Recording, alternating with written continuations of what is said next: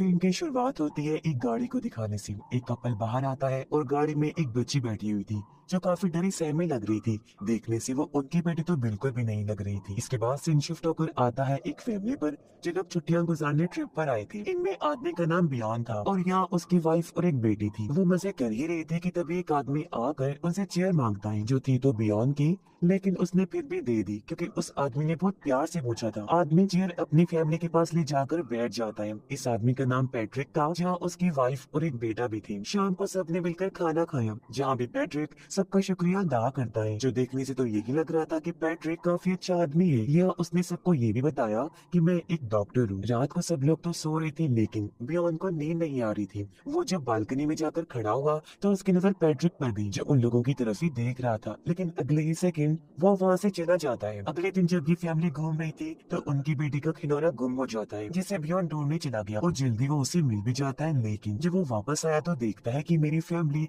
Patrick की family से बात कर रही है। पैट्रिक की वाइफ भी उसकी तरह काफी अच्छे से इन लोगों से बात करती है। करें बात उनके बेटे की, वो एकदम खामोश था, उसके चेहरे पर उदासी भी थी, जो देखने से ये बिल्कुल भी नहीं लग रहा था कि वो छुट्टियां मनाने आया है। पैट्रिक दोनों हस्बैंड वाइफ की तारीफ करता है और ऐसी दोनों फैमिलीज एक साथ घुल मिल गई, जिस वजह से वो साथ खाना खाती है। पैट्रिक की वाइफ और लोगों को अपने घर आने की दावत देती है, तभी इनका खाना भी आ जाता है। पता चला कि वैसे तो बियॉन की वाइफ सब्जियां खाती है, वेजिटेरियन है, लेकिन कभी कभी फिश भी खा लेती है। आज वो इनके साथ थी तो उसे फिश खानी थी, जिस वजह से पैट्रिक उसकी फिर से तारीफ करता है। सब लोग बहुत खुश थे, लेकिन पैट्रिक का बेटा तो अजीब तरीके से नूडल्स खा रहा था, जैसे न जाने वो कितना भूखा हो। एक साथ अच्छा टाइम गुजारने के बाद दोनों फैमिलीज अपने अपने घर चली गईं। एक दिन बियॉन के पास पैट्रिक की मेल आई। उसने दोनों फैमिलीज की तस्वीर के साथ साथ उन्हें अपने घर आने का इनविटेशन दिया था कि आप लोग हमारे घर रहने आ जाएं। इसे दोनों हस्बैंड वाइफ काफी खुश हुए और कहते हैं कि कितनी अच्छी फैमिली है, पर अभी तक ये बात पक्की नहीं हुई थी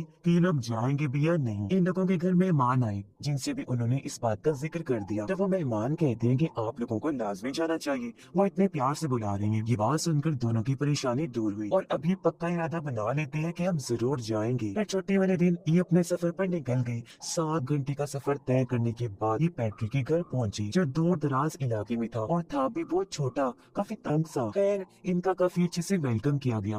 फिर वो लोग बियॉन और उसकी वाइफ को उनका कमरा दिखाते हैं, जो भी काफी तंग था। उन्होंने बियॉन की बेटे का बिस्तर भी लगा दिया था अपने बेटे के रूम में, लेकिन जमीन पर गद्दे बिछाकर, जो चीज बियॉन और उसकी वाइफ को काफी अजीब लगी। उनका मानना था कि मेहमानों को अपने से नीचे नहीं सुलाती, लेकिन वो कर ही क्या सकती थी। उनका बेटा अब भी खामोश बैठा हुआ था, वो उनसे कोई बात भी नहीं करता। रात को पैट्रिक मीट गोश्त बनाता है और चखने के लिए सबसे पहले बियॉन की वाइफ को देता है, ये जानते हुए भी कि वो सब्जियां खाती है, गोश्त नहीं। तब वो भी मना नहीं कर पाती क्योंकि वो इनके घर मेहमान बनकर आए हैं और इन्हें उनकी बात माननी होगी। बियॉन की वाइफ जिद करने पर गोश्त खा लेती है, जबकि वो लोग बियॉन से कचरा भी फेंकवाती हैं। सामने बने शेड में जब बियॉन झांक रहा था तो तभी उसके पास पैट्रिक का बेटा एबल आया, जो अपना मुंह खोलकर दिखाता है कि मेरी जुबान नहीं है, इसी वजह से मैं बोलता नहीं। पर तभी पैट्रिक ने उसे आवाज दे दी और एबल वहाँ से भाग गया। रात को ये चारों बैठकर बातें कर रही थी और एबल जोर जोर से रो रहा था, लेकिन उसके माँ बाप को कोई फर्क ही नहीं पड़ रहा था। वो कहते हैं कि एबल की जुबान नहीं है, इसलिए वो अक्सर ऐसे रोता रहता है। तब बियॉन की बेटी भी यहाँ पर आ गई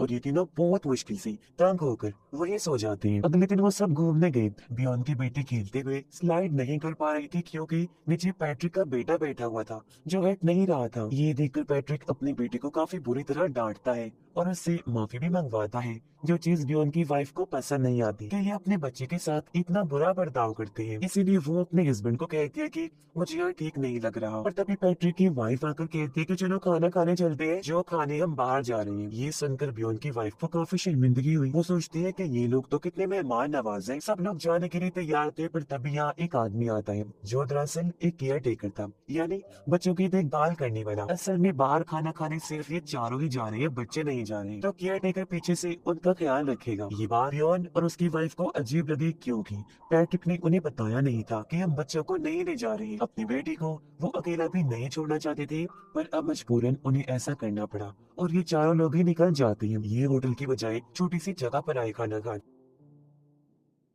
और यहाँ पैट्रिक बहुत सारा खाना और शराब ऑर्डर करता है। खाने को देखकर वो दोनों बहुत खुश हो गई कि चलो अच्छी मेहमान नवाजी हो रही है। ढेर सारा खाना खाने और शराब पीने के बाद पैट्रिक और उसकी वाइफ को नशा हो जाता है और वो दोनों डांस करने लगते हैं। वो मौज मस्ती करने के बाद अब बारी आई थी बिल देने की, जो पैट्रिक दिलवाता है बियॉन से, जो चीज हद से ज्यादा ही अजीब थी क्योंकि एक तो मेहमान भी यही थे और इन्हें बाहर चलने का भी कहा था पैट्रिक की वाइफ ने, और अब बिल भी इन्हीं लोगों से दिलवाया जा रहा है। बियॉन और उसकी वाइफ की इन दोनों के बारे में सारी सोच ही बदल गई। वो सोचते हैं कि इन लोगों ने इतना सारा खाना ऑर्डर कर दिया लेकिन हमने कम खाया, सिर्फ उनके इज्जत के बारे में सोचा। लेकिन उन लोगों ने क्या किया, खाना भी खूब खाया और बिल भी हमसे दिया, यानी उन्होंने कहीं से भी हमारी इज्जत नहीं रखी। उन्हें ये चीज एक धोखे फ्रॉड जैसी लग रही थी, पर अब बेचारी हंसने के अलावा और कुछ नहीं कर सकती थी। पैट्रिक काफी तेज आवाज में म्यूजिक लगा देता है। बियॉन उसे आवाज हल्की करने को कहता है पर पैट्रिक ने नहीं सुना। इस वजह से बियॉन की वाइफ को गुस्सा आ गया और वो गुस्से में म्यूजिक बंद करने को कहती है, लेकिन फिर भी पैट्रिक और उसकी वाइफ को कोई फर्क नहीं पड़ रहा था और वो अपनी मौज मस्ती में ही लगी रही थी। घर आकर ये लोग देखते हैं कि हमारी बेटी जमीन पर सोई हुई है, यानी आज तो उन्होंने हर तरह से इन्हें बेइज्जत कर दिया। बियॉन की वाइफ जब नहा रही थी तो कोई अंदर आ जाता है। ये था पैट्रिक जो उसके काफी करीब आकर फिर वापस चला जाता है। उसकी इस हरकत पर बियॉन की वाइफ काफी घबरा गई। वो कपड़े पहनकर जल्दी से बियॉन के पास आ गई, लेकिन इस बारे में उसे कुछ बताती नहीं। दोनों हस्बैंड वाइफ एक साथ टाइम गुजार रहे थे कि तभी इनकी बेटी आकर कहती है कि मुझे आप लोगों के साथ सोना है, लेकिन वो बिजी थे तो उसकी बात नहीं सुनती और चुपचाप की चीज पैट्रिक देख लेता है। आधी रात को जब बियॉन की वाइफ की नींद खुली तो वो अपनी बेटी को चेक करने जाती है जो अपनी जगह पर नहीं थी। उसने जब पैट्रिक के रूम में जाकर देखा तो वो बिना कपड़ों के सोया हुआ था और उन्होंने बीच में इनकी बेटी को सुलाया हुआ था। ये चीज बियॉन की वाइफ को हद से ज्यादा बुरी लगी। वो अपनी बेटी को फौरन उठाकर बियॉन के पास आई, उसे कहती है कि मुझे घर चलना है, चलो फौरन उठो अभी जाते हैं हम। ये लोग अपना सामान पे करते हैं और उस फैमिली को बताए बगैर फौरन वहाँ से निकल गई और उनको जाते हुए एबल बड़ी मासूम अंदाज से देखने लगता है। थोड़ा दूर आने पर बियॉन की बेटी कहती है मैं अपना खिलौना वहीं भूल आई हूँ। इस पर उसकी मोम बच्ची को समझाती है लेकिन वो रोने लगी, जिद करने लगती है। उसका रोना बियॉन से देखा नहीं गया इसलिए वो गाड़ी मोड़ लेता है, पर बच्चे की जिद मानकर इस तरह बियॉन का पिघलना उनके लिए बहुत बड़ी मुसीबत लाने वाला था। सोचने में ये बात भी काफी बड़ी है कि आप आधी रात को बगैर उस फैमिली को बताए उनके घर से जा रही है लेकिन फिर किसी वजह से वापस भी आ रही है। वहाँ पहुंचकर बियॉन अपनी बेटी और वाइफ को गाड़ी में बिठाकर अकेला ही खिलौना लेने अंदर जाता है, पर तब तक उसकी बेटी को सीट के नीचे से अपना खिलौना मिल जाता है। इस बारे में जब उसकी वाइफ अंदर जाती है बताने के लिए तो उसने देखा कि बियॉन का सामना तो पहले पैट्रिक से हो चुका है। यहाँ इनकी भी गड़बड़ हो गई। पैट्रिक कहता है आप इस तरह बिना बताए चले गए, शायद इसलिए कि हमसे मेहमान नवाजी में कोई कमी रह गई होगी। तो बताए क्या कमी रह गई थी जो आप लोगों ने इस तरह किया हमारे साथ। तब यहाँ बियॉन ने तो कुछ नहीं बोला लेकिन उसकी वाइफ वो सब कुछ बोल देती है जो कुछ भी उसे बुरा लगा। वो कहती है कि ये जानते हुए भी कि मैं वेजिटेरियन हूँ, सब्जियां खाती हूँ, मुझे जबरदस्ती मीट खिलाया गया क्यों, और हमें जो कमरा दिया गया वो तंग है, बेड भी छोटा सा, हमारी बेटी को जमीन पर सुलाया गया, बिन हमसे दिलवाया उस रात, तुम्हारा इतना अजीब रवैया क्या था वो सब। तब अपनी सफाई में वो कहती है कि हमें याद ही नहीं रहा कि तुम एक वेजिटेरियन हो और अगर हमने मीट खिलाया तो जबरदस्ती तो नहीं की गई थी ना तुम्हारे साथ, हमने अपनी मर्जी से खाया है, तुम्हें बता देना चाहिए था, तुम शर्मा शर्मी में रही और बताया नहीं हमें। और रही बात की आप लोगों को छोटा कमरा दिया तो आप लोग खुद ही देख लो, हमारा तो पूरा घर ही छोटा है और हम आप लोगों को बड़ा रूम कैसे देते। बड़ा घर लेने के लिए हमारे पास पैसे नहीं है, हमारी इतनी हैसियत नहीं है, यहाँ रहकर ही हमसे जो कुछ हुआ वो हमने अच्छे से अच्छा करने की कोशिश की और आपकी बेटी को नीचे सुनाने का मकसद था दोनों बच्चों को साथ रखना ताकि हमारा बेटा भी उसके साथ घुल मिल जाता। दो बेड नहीं थे इसलिए गद्दा डालना पड़ा और करिए बात कल रात की, हमने तुमसे बिल दिलवाया और हमारा सारा रवैया तो तुम लोगों ने देख तो लिया था कि हम कितना नशे में थे, हम क्या कर रहे थे हमें तो खुद भी याद नहीं। अब इनकी सारी बातों से तो यही लग रहा था जैसे इनके इरादे गलत नहीं, उस फैमिली की सेवा करने के लिए उन्होंने हर कोशिश कर दी। पर तभी बियॉन की वाइफ कहती है अच्छा बाकी बातें एक तरफ, आप लोग ये बताओ कि हमारी बेटी को तुम लोगों ने अपने रूम में क्यों सुलाया था। ये सुनकर पैट्रिक कहता है जब वो तुम्हारे पास आई थी तो तुमने उसकी बात क्यों नहीं सुनी, ऐसा तुम क्या कर रहे थे उस टाइम की तुम्हारा ध्यान उसकी तरफ नहीं गया, जिससे बियॉन और उसकी वाइफ को काफी शर्मिंदगी हुई। और ये बात तो यहाँ क्लियर हो गई कि गलती दोनों कपल्स की ही है, अगर पैट्रिक और उसकी वाइफ कसूरवार है तो बियॉन और उसकी वाइफ भी है। तभी पैट्रिक कहता है कि ये बस हम दोनों कपल्स के बीच गलत फहमियां हैं जो हम इस तरह दूर कर सकते हैं कि आप एक दिन और इधर रुक जाएं, जिसके लिए बियॉन और उसकी वाइफ भी मान जाती है क्योंकि अपने बर्ताव पर उन्हें भी बुरा लग रहा था। और इस तरह उनकी दोस्ती एक बार फिर से शुरू हो गई और ये लोग रात की तैयारी करते हैं। यहाँ बियॉन की वाइफ के हाथ पर कट लग जाता है, तब बियॉन पैट्रिक को चेक करने को कहता है क्योंकि वो एक डॉक्टर जो था। तो पैट्रिक बताता है कि मैं डॉक्टर नहीं, मैं तो सिर्फ झूठ बोल रहा था, बल्कि मैं तो कोई काम करता ही नहीं। ये सुनकर दोनों को बहुत अजीब लगा, क्योंकि एक बार फिर उनके साथ धोखा हो गया। लेकिन सिर्फ झूठी मुस्कुराहट दिखाने के अलावा वो कुछ नहीं कर सकती थी। बियॉन की वाइफ नोटिस करती है कि पैट्रिक की वाइफ हमारी बेटी के साथ ज्यादा ही घुल मिल रही है, जबकि अपने बच्चे की उसे परवाह भी नहीं थी। और जब भी लोग खाना खाते हैं तब भी वो इनकी बेटी से ज्यादा ही फ्री हो रही थी, जबकि उसका अपना बेटा दूर बैठा हुआ था। और ये चीज भी उनकी वाइफ को अच्छी नहीं लगती, और ये बात उसने पैट्रिक की वाइफ को कह भी दी कि मेरी बेटी को इतना मत समझाओ। अब दोनों बच्चे डांस कर रहे थे, लेकिन पैट्रिक का बेटा हालांकि ठीक से डांस नहीं कर रहा था, लेकिन वो आज पहली बार खुश था, एंजॉय कर रहा था। तब पैट्रिक उसे कहता है कि ठीक से डांस करो। 2-3 बार कहने पर जब उसने ठीक से डांस नहीं किया तो पैट्रिक ने पहले उसे काफी डांटा, फिर उसका मुंह भींचकर कहने लगा कि ठीक करो, जिससे बियॉन की फैमिली भी घबरा गई। और वो बच्चा था, डांस ठीक नहीं हो पाया उसे। तो इस बार पैट्रिक को इतना गुस्सा आया कि उसने कप ही फेंक के तोड़ दिया। ये चीज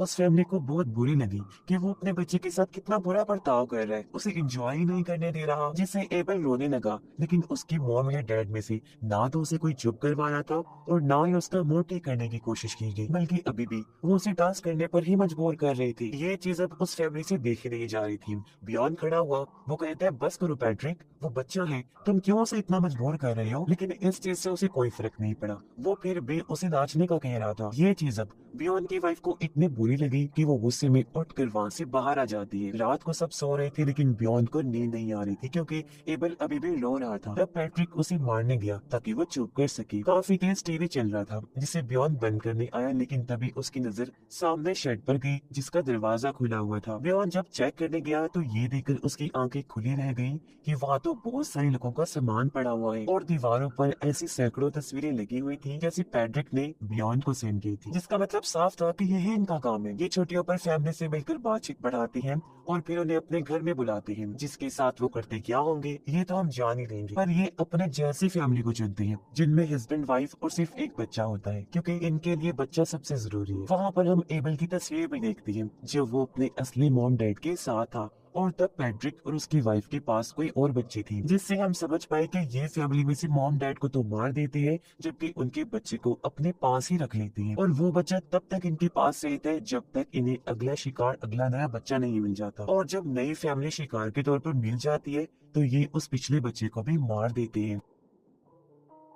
ये सारी बात पता चली हमें उन तस्वीरों में मौजूद बच्चों से, जो अपनी फैमिलीज के साथ तो बहुत खुश थे, लेकिन इनके पास आते ही उनकी सारी खुशी मिट जाती है। और हाँ, एक और बात, एबल की जुबान भी इन्होंने ही काटी थी, न कि वो ऐसे पैदा हुआ था। और ये हर बच्चे के साथ ही ऐसा करते थे। जो सब देखकर बियॉन काफी घबरा गया। वो जल्दी से बाहर आया, सोचता है कि अब मैं अपनी फैमिली और एबल को बचाकर यहाँ से ले जाऊंगा। पर अफसोस, एबल बेचारे को तो कब से मार दिया था पैट्रिक ने, क्योंकि उसकी लाश पानी में तैर रही थी, यानी अगला टारगेट इनकी बच्ची थी। पर यहाँ मैं आपको एबल से जुड़ी कुछ बातें बता देती हूँ। अब जब पहली बार हमने एबल को देखा था तो ये लग रहा था जैसे बच्चा बोलता नहीं, पर वो बेचारा तो उस टाइम अपने मॉम डैड से बिछड़ने के दुख में था। और इतने अजीब तरीके से वो नूडल्स इसलिए खा रहा था क्योंकि तब से पहले उसने वो नहीं खाई थी। वो किसी और मुल्क से था जहाँ नूडल्स नहीं होते। उस बेचारे को चुपचाप खाने पड़े, क्योंकि वो नखरे नहीं कर सकता था, और ना ही उसके असली माँ बाप थे जो नखरे उठाती, और उसके साथ बहुत बुरा बर्ताव किया जाता, जो हम देख ही चुके हैं। और उसने बियॉन को अपनी कटी हुई जुबान इसलिए दिखाई थी क्योंकि वो हालांकि छोटा सा बच्चा था,